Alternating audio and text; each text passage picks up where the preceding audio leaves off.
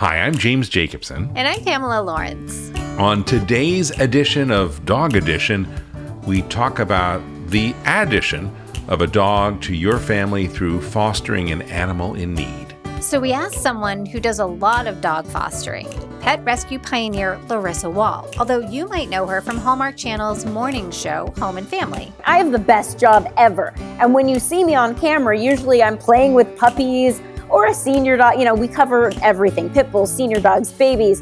But people don't realize that having an animal on camera is very tricky. Larissa shares a funny behind-the-scenes story with us. That's all in the first half of the show. In the second half, we were supposed to have a taste test of the new Ben & Jerry's doggy dessert.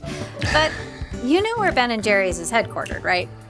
I do, and that's why we don't. They're headquartered in Vermont, and Vermont has had a ton of snow this last week, so deliveries were delayed.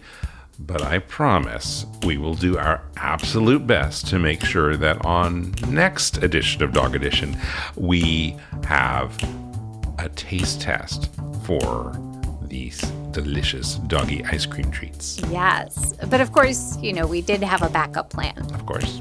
Wendy Mitchell, author of Citizen Canine, which is a book about the history of dogs in the movies. An amazing book. Shares stories about some of our favorite star pooches. I call them canine actors. There's not necessarily an industry term. But before we get into those stories, in the last episode, we asked you to tell us the one thing you wish was invented for your dog. So, Jim, did we get any calls?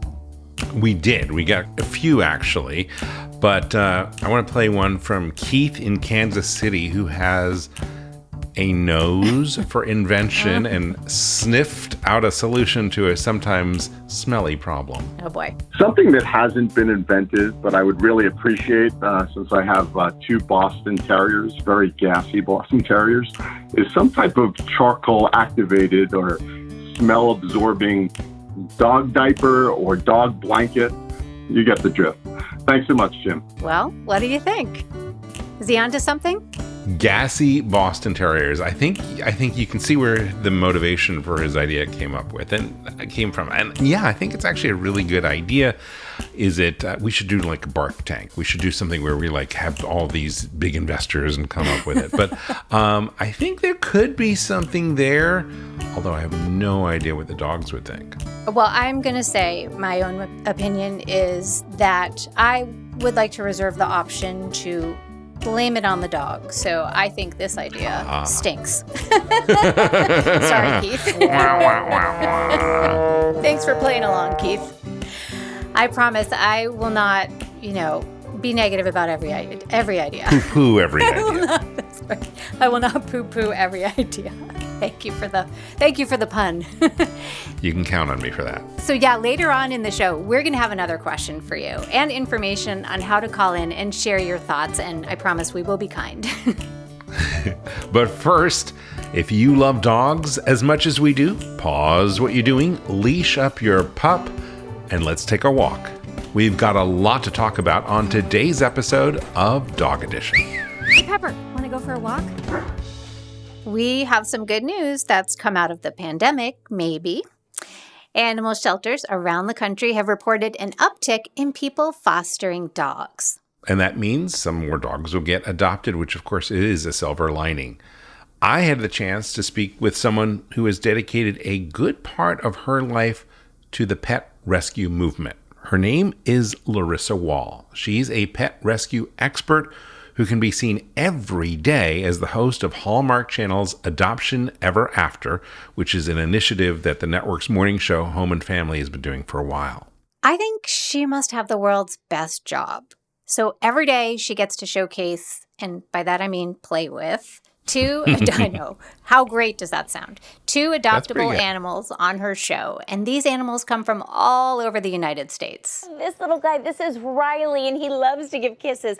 And look at his cute tongue and those floppy ears. Through Larissa's on and off camera efforts, she's helped thousands of animals find their forever homes. And she has 3 dogs at home that came to her as fosters, Muppet, Maple, and a pink-nosed cutie named Piggly. And she is also a Maltipoo who was owned at some point, and supposedly the owners were not doing a great job and she was severely neglected, and a rescue took her in, and I said, I'll foster. And then that was the end of that. She never left. So, Jim, do you want to explain exactly what fostering a dog means for the dog, for the rescue organization, and for the family fostering? Sure. Fostering is basically you take the dog and you put it in your home. It's temporary. It's just to get it out of the shelter, and you care for it and you acclimate it with your other dogs, and it just has a better environment to live in. And of course, adopting is when you take the dog and basically that is yours dog forever. However, a lot of people who begin fostering dogs end up like, oh, maybe I'll keep this one. I think Larissa's one of those. I think so too. I think those are called foster fails, which sounds so negative, but It sounds really bad. right? But it's great. But it's like really good. great for the dog. Yeah, I think so. Part of Larissa's mission is to educate people about those benefits of fostering animals. And she always knew her path would intersect with animal rescue work. I mean, I always was a rescuer. My mom was always bringing in stray animals, and we were always stopping on the side of the road, or, hey, we have nothing to do on a Saturday. Let's go to the local shelter and see who we can find. Over the years, she's brought a lot of dogs into her family. I would actually venture to say all of mine were technically ones I thought, okay, I'll foster and see. And then that was the end of it. But I do foster a lot that I give up now. I would imagine you'd get pretty attached to a dog that you were fostering, right? I mean, I think I would end up adopting too many. How about you? Well, yeah, I think I would get pretty close to the dog, and I probably may be one of those foster fails because I don't know if I could give up all those dogs. After all, this just another small mouth to feed. Larissa, however, shared her motivation behind giving her fosters over to their adoptive families, and it's important. I mean, now I've done it so many times that I know I'm going to fall in love, but I also know if I keep keeping them, there's no space left to help anymore. So I have to remind myself, if I keep 4, 5, 6, I can't continue fostering. And to me, it's really important to have that space available to help rescues, because sometimes they're desperate. And as we heard last week from Dr. Peter Rourke, who flies animal rescue transport missions, shelters and rescue groups are definitely desperate. So adopting and fostering is vital, but it's not without its challenges. It does come with moments where you're going, oh my gosh, what did I get myself into? The dog just peed on the carpet. The dog chewed something up. The cat did this. But all in all, at the end of the day, when you see that animal evolve into a really happy animal that you know is now going to go make a family, so, happy and excited, all those little things of kind of annoyance go by the wayside. Okay. So obviously, Larissa is a positive force in the pet rescue community. She's dedicated her professional and personal life to that cause. But just when I thought her day couldn't be more devoted to dogs and the people who love them, she goes and finds one more thing. This is awesome, and I highly recommend starting one yourself. If anybody wants to join mine, great. But, the more the merrier. What she's talking about is her book club.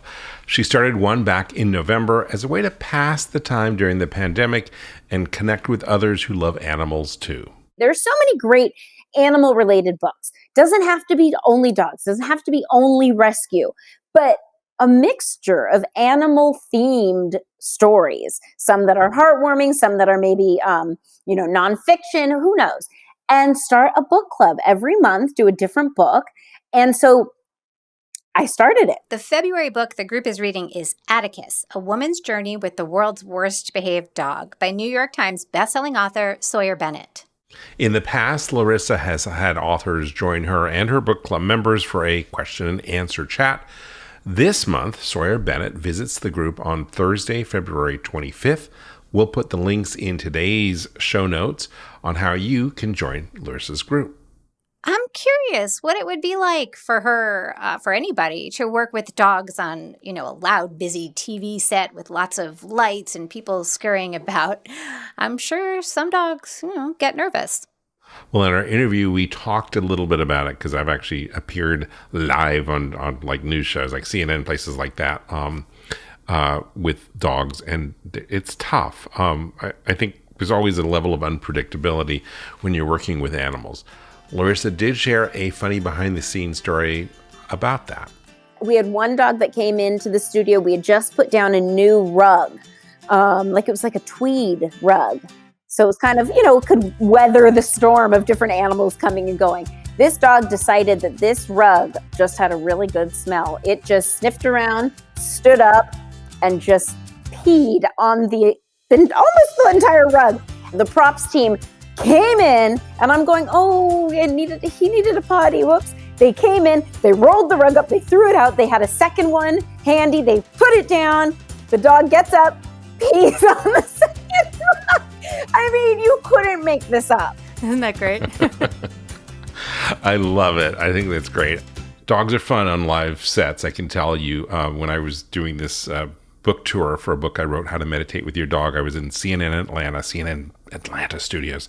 And this dog who they'd brought in for the interview started jumping and running around this giant newsroom. You've seen this big CNN Atlanta newsroom, running around. Finally, they cowed it. They put it on my lap. We go 3, 2, 1. We're doing the interview. And the dog is sort of moving around a little bit and pops off my lavalier microphone, and we have to redo it. And this is all on live TV. It reminds me of that famous quote from W.C. Fields, who said, "Never work with children or animals. They'll upstage you every time." And did you feel upstaged by that dog at CNN? I did feel a little upstaged, but dogs are always kind of more interesting than I am. Certainly a lot cuter. Well, I think that quote will become even more relevant when we get into our next segment. The cute one, or the one from W.C. Fields? W.C. Fields. I agree. Stick around, because after the break, we're going to explore all the glitz and glamour of Hollywood Hounds. Hollywood Hounds. You're listening to Dog Edition.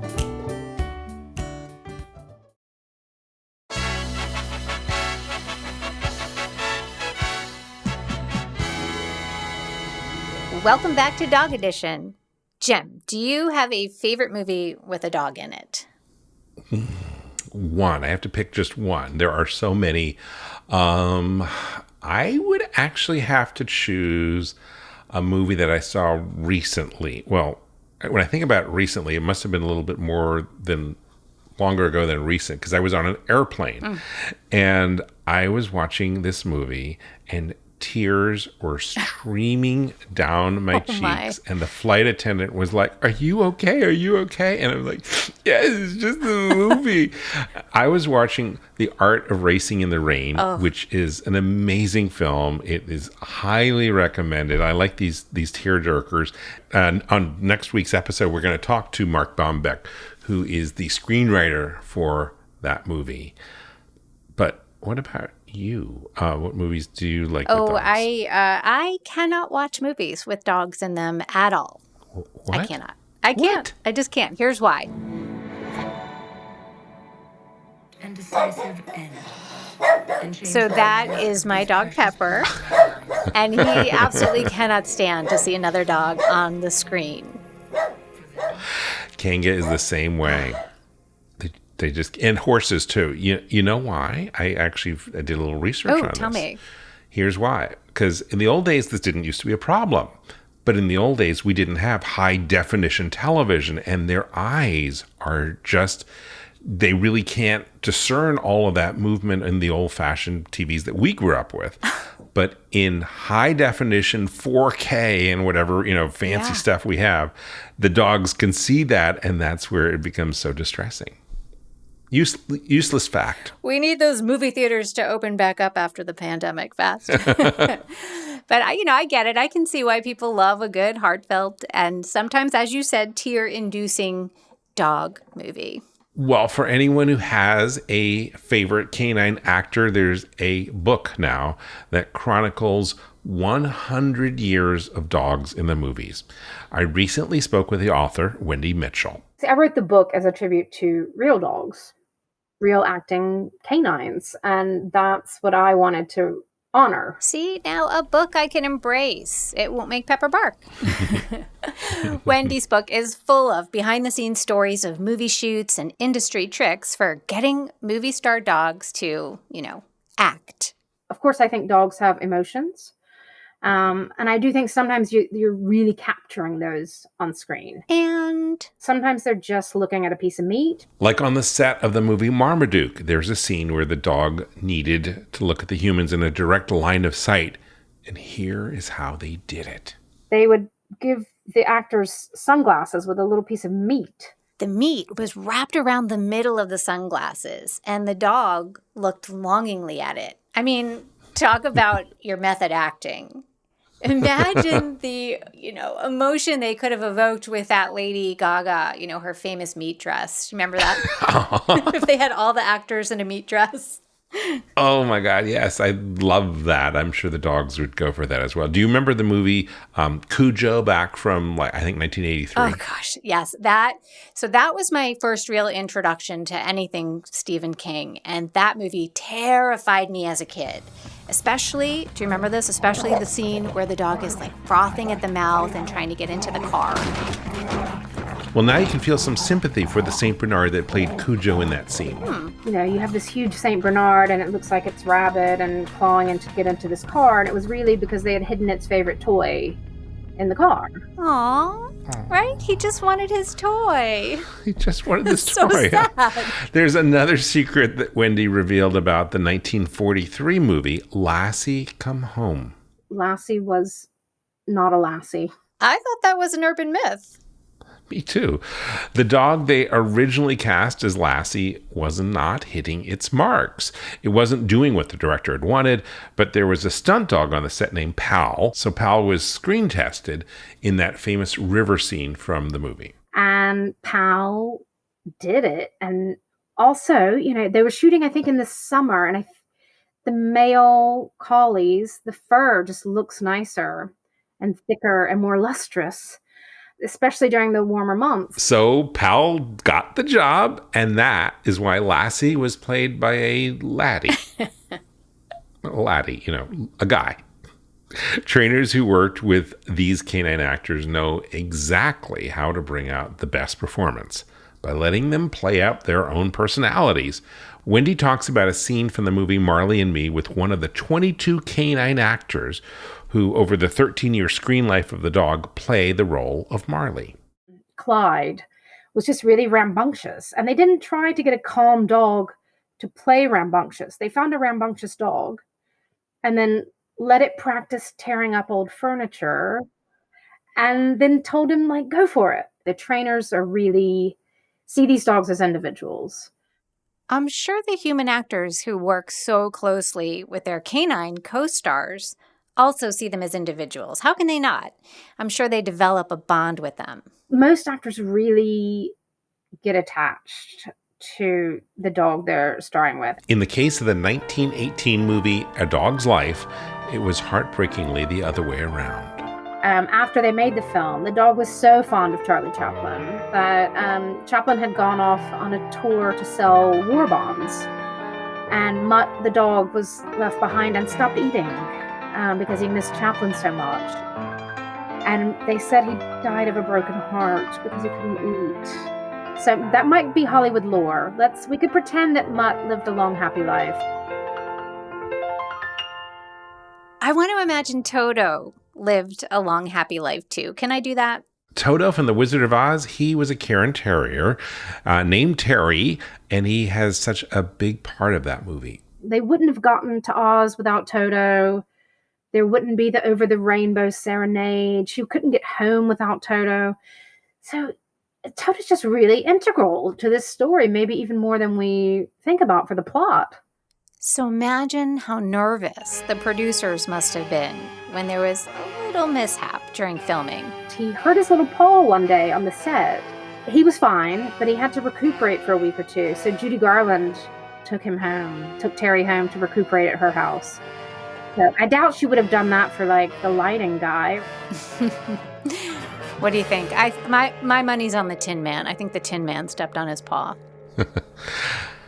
I think maybe the scarecrow or maybe the flying monkey. Well, okay, any and all of them would make Pepper bark if I watched that or any of the dog movies we talked about today. In Hollywood, Mr. Rooney, we create. We create not only pictures, but actors and actresses as well. We create and mold them. We even try to mold hoofers. Well, Wendy did have some thoughts on how to deal with dogs at home who are barking at the dogs on the silver screen or the 4K screen. Here's her advice. Maybe try out your dog watching Somewhere Over the Rainbow and Dorothy serenading Toto and see if they like it. Well, I want to thank you for bringing Dog Edition along with you today on your walk. We will be back with another episode, but chances are that you and your dog will be taking a walk between now and next time, so we have something for you to listen to in the meanwhile. If you're interested in hearing more from some of our guests, please check out DPN's sister show, The Long Leash. This week, you can hear my extended conversation with Wendy Mitchell. And take Dog Edition along on your dog walk next week. We'll meet Mark Baumbach, screenwriter for the movie The Art of Racing in the Rain, another dog movie. There's a theme here. I think the movie in many ways is fundamentally about how do we navigate loss. You know, non-dog people still love that book. And I think it's a lot about it's a hopeful book about losing things. We'll also be keeping our eye on the weather forecast and tracking our Ben & Jerry's doggy dessert delivery. Dog Podcast Network is for dog lovers by dog lovers, and that means we want to hear from you. You can check the show notes for links and information on how to reach us, including our old school recorded listener line where you can call in to share your dog stories with us. Or if you want to leave us a message, you can go to our website, dogedition.com, and click on that little blue microphone in the bottom right-hand side of any page and leave a voice message for us there. This week, we really want to know this question. What's the one treat that your dog absolutely loves? What's your dog's favorite treat, Pam? Okay, well, for Fudgy, it's definitely chicken, but really she'll eat anything. And for Pepper, it's baby carrots. He loves them. How about your dogs? Well, should I say doggy desserts? We don't know. We'll find out next week, but we really do want to hear from you, our listener. Give us a call and let us know what is that one treat that your dog really loves, and maybe there'll be a special prize for you. Call 866-TALK-DOG. 866-TALK-DOG. Visit our network website at dogpodcastnetwork.com and learn about our 101 Dog Stories contest with over $15,000 in prize money. And join our pack. Be sure to subscribe to Dog Edition and tell a friend about the show. I'm Pamela Lawrence, and I'll see you at the dog park. I'm James Jacobson, and I want to thank you for listening today. On behalf of all of us here at Dog Podcast Network, we wish you and your dog a warm aloha.